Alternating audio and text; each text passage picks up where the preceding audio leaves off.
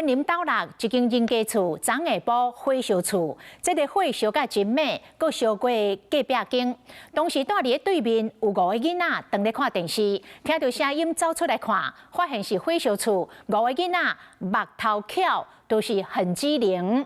因分工合作，有个人走转去厝通知爸母，有个人打电话来报警，祝互消防队及时赶到位，拍火救人。 人家厝2楼出现兼导火，附近的人赶紧牵水管来拍火，说来有3个囡仔陆续为导火人家厝走出来。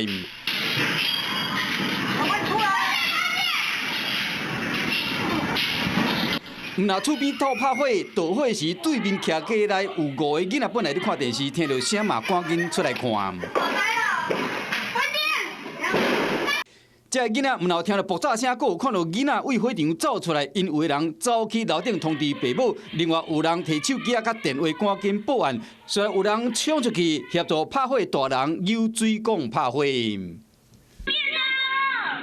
相对到现场拍火，被烧着的隔壁户3个囡仔走出来了后，老爸老母嘛顺利走出来，一家伙5人拢无代志。 导火之后，老爸带2个囡仔伫防火巷的厝尾顶，互相对救落来。1楼灶骹这个老母马上救出来。灶骹有入去内底啊，甲用出来，拢救出来啊，救出来，死的拢救出来。火灾发生伫云林的斗六昨下晡，人家厝熊熊导火，烧着隔壁户。导火即间一家伙4人送医了后，一个查某囡仔甲伊的老爸老母拢爱住家护病房。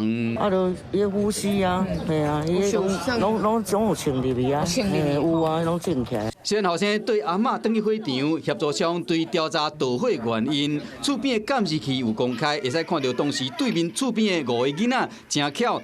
本来伫算发现讲有人厝内导火，反应真紧，打电话报案，互消防队赶紧到现场，将这家伙4个人性命保掉了。 Hello， 我是林明瑞。想要抢先掌握最及时的新闻资讯吗？赶快订阅、按赞、开启小铃铛，锁定我们华视新闻的 YouTube 频道。